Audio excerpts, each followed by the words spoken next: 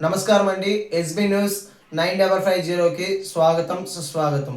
ఏ రోజు వార్త ఆ రోజు మనకు అప్డేట్ కావాలంటే ఎస్బీ న్యూస్ 9550 ఛానల్ను మీరు సబ్స్క్రైబ్ చేసుకుంటే ప్రతిరోజు వార్త మీకు అప్డేట్గా ఉంటుంది.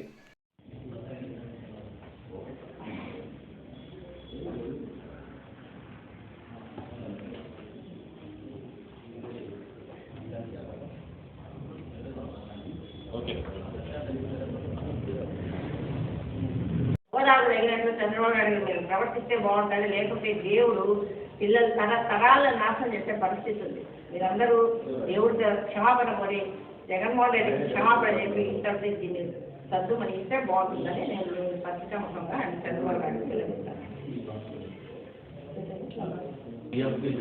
వాళ్ళు తిని చూసి వాళ్ళ అభిప్రాయం ప్రజలతో పంచుకొని బతికుంటే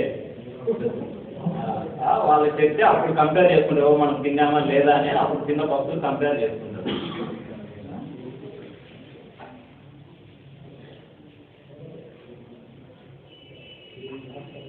ఆయన తిని ఎలా ఉంది, దీని రుచి ఎలా ఉంది, ఇది తింటే బ్రతుకుతాయా, వాసులు అవుతాయా, మోషన్స్ అవుతాయా అని అబద్ధాలు ఈ లడ్లు చూసి ఇది తిని అని ఆయన రిలేది కరెక్ట్గా నిజం చెప్పాలని కోరుకుంటున్నాను.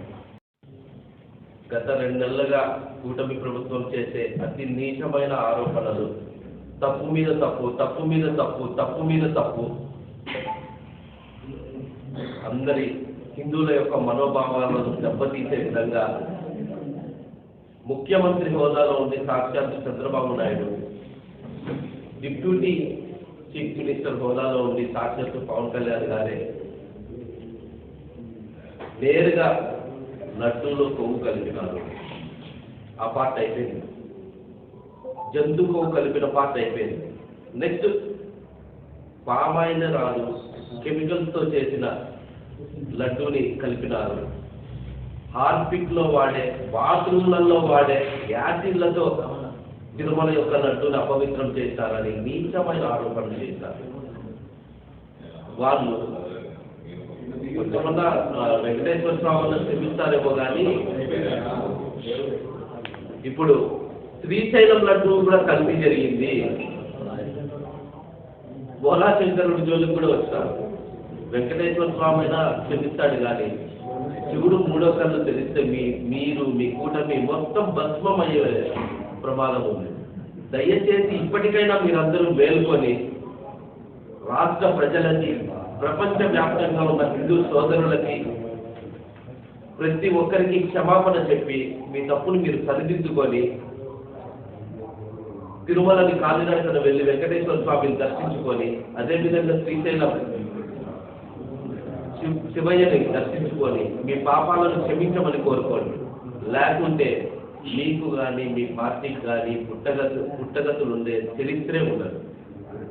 ఒక్కడు ప్రెస్ మీట్ పెడితే రోడ్డుపైకి వచ్చి దాన్ని సమాధానం చెప్పడానికి అష్టావధానం దాకా 8 మంది కూర్చుంటారు ప్రెస్ మీట్లో. ఒకరికొకరు ఒకరు చూస్తారు, ఏం మాట్లాడాలా, ఏం చెప్పాలా. జగన్మోహన్ రెడ్డి వచ్చి జనంలో ప్రెస్ మీట్ పెట్టాడు, ఆ సిట్టులో ఉన్న విచారణ చేసిన ఆ కమిటీని అంతా చదివినాడు, మనం దొంగలమని దొరికిపోయినాము, ఇప్పుడు ఏం చేయాలా అని.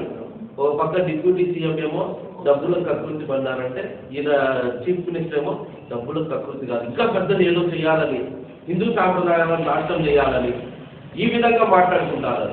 వాళ్ళ తప్పుల్ని కప్పిపుచ్చుకోవడానికి ఒకటి పోతే ఒకటి తప్పు. అవును, మీ తప్పులను ప్రశ్నించినందుకు మా నాయకులు ప్రతి ఒక్కరు వైఎస్ఆర్సీపీ కార్యకర్తలు కానీ నాయకులు కానీ రోడ్డుపై వెళ్తారు. అదేవిధంగానే అప్పటి రాంబాబు గారు కూడా ఆ రోజు రోడ్డుపైకి వెళ్ళారు. అదే విధంగానే విడుదల రజనీ కానీ జోగి రావడం జరిగింది. అలా అని మీరు వాళ్ళ ఇళ్లపైన పడి వాళ్ళ ఇంటిని, వాహనాలని నిప్పు పెట్టి వాళ్ళని చంపాలని చూడడం ఎంతవరకు కరెక్ట్? ఆ పరామర్శ కోసం ఎవరైతే జగన్మోహన్ రెడ్డి గారు ఇస్తారో ఆ రోజైతే TV5, ఆంధ్రజ్యోతి, కూటమి ప్రభుత్వం మొత్తం కడుపు మంటతో అల్లాడిపోయింది. మొత్తం విజయవాడలో అంతా ఈనో ప్రాబ్లం ఎక్కువైపోయింది.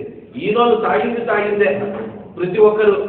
ఓయమ్మ ఏంది ఆ జనం, 25 నిమిషాల్లో పోయే విజయవాడ నుంచి గుంటూరుకి ఈ రోజు ఏంది స్వామి 7 గంటలు పట్టిందని. ఆడ 7 గంటలు పట్టడానికి ఇతనంటాడు ఎవరు, ఏబిఎన్ వెంకటరెడ్డి.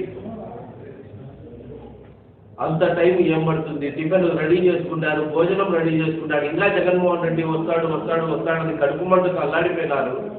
అతను పరామర్శకు పోయినట్టు లేడు, షో ఆఫ్ చేసుకున్నట్టుంది. అనే షో ఆఫ్ చేసుకునే దానికి ఏముంది అక్కడ? అక్కడికి పరామర్శకి ఎవరైతే వెళ్ళారో, పరామర్శకు వెళ్ళిన వ్యక్తి మామూలు మనిషి కాదు.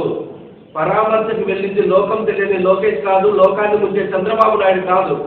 ప్రజల గుండెల్లో నిలిచిపోయిన ప్రజానేత జగన్మోహన్ రెడ్డి. మీరు ఎన్ని బ్యారికేడ్లు అడ్డం పెట్టినా, మీరు ఎంతమంది పోలీసులతో వచ్చినా, అక్కడికి వచ్చిన ప్రతి ఒక్క ప్రజానీకం వైఎస్ రాజశేఖర రెడ్డి ద్వారానో, వైఎస్ జగన్మోహన్ రెడ్డి ద్వారానో ప్రతి లబ్ధి పొందిన వారే.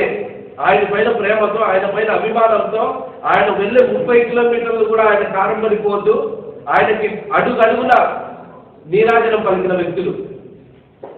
మీ కడుపు మంటతో, మీ చేష్టలతో మీ కూటమి ప్రభుత్వాన్ని మీరే కుదేలు చేసుకుంటున్నారు. మీకు భవిష్యత్తు లేదు. వచ్చే స్థానిక సంస్థ ఎన్నికల్లో కానీ 2029లో కానీ మీరు నిలబడితే మీకు డిపాజిట్లు దక్కే పరిస్థితి కూడా లేదు. ప్రజలు ఎవరు నమ్మే పరిస్థితుల్లోనే లేదు. మీరు చేసేది ప్రతి ఒక్కటి మోసం అనేది క్లియర్గా అర్థమవుతుంది. ఆ రోజు చంద్రబాబు నాయుడు గారు కేవలం మామూలు మాత్రమే మోసం చేశాడు. ఈ రోజు ప్రపంచ వ్యాప్తంగా హిందువులే మోసం చేస్తాడు. ఇవన్నీ కూడా దృష్టిలో ఉంచుకొని మీరు తిరుమల వెంకన్న స్వామికి, శ్రీశైలం శివయ్య స్వామికి క్షమాపణ కోరితే మీకు మేలు, లేకుంటే మీకు పునర్జన్మ అనేది కూడా ఉండదు. Thank you. అన్న, ఆంధ్రజ్యోతి పేపర్లో జగన్ పరమశించడానికి పోయినందుకు అక్కడ 2 మనుషులు చనిపోయినారని వేశారు. దీనిపైన మీ స్పందన ఏంటి? ఆడ చనిపోయింది అతను వ్యక్తి ఏంటంటే, అతను వచ్చినప్పటి నుంచి నీరసంగానే ఉన్నాడు. నీరసంగా ఉండి అతను కళ్ళు తిరిగి పడిపోయి ఉన్నటువంటి హార్ట్ అటాక్ వచ్చింది. అతనేం కాన్వాయ్ కింద పడి చనిపోయిన వ్యక్తి కాదు. అతను జగన్ గారు ఆయన కలిసిన తర్వాత ఆయన జరగడం జరిగింది. దాన్ని కూడా వైకాపా పార్టీ పైన జగన్మోహన్ రెడ్డి ఏదో ఒక కేసు ఇరికించాలా, ఏదో ఒకటి ఇబ్బంది పెట్టాలనే కార్యక్రమం తప్ప ఇంకోటి కాదు. కూటమి ప్రభుత్వంలో మేము మొత్తం మంచి పనులే చేసుకుంటూ వెళ్తున్నాము, కాకపోతే వైకాపా వాళ్ళు మొత్తం ఎత్తి చూపిస్తున్నారు అంటున్నారు. దీనిపై ఎక్కడ మంచి పనులు చేస్తారన్న? మహిళలకి 1500 రూపాయలు ఇస్తామన్నారు, ఇస్తారా? యువతకి 3000 రూపాయలు ఇస్తామన్నారు, ఇస్తారా? నిరుద్యోగ వృద్ధి ఎవరెక్కడ ఇస్తారు? నీకు ఈ రోజు మా నాయకుడు పరామర్శకు పోతే పోలీస్ ప్రొటెక్షన్ ఎక్కడుందన్నా? ఫస్ట్ ఒక రూట్ మ్యాప్ ఇస్తారు, ఈ రూట్లో వెళ్ళండి అని.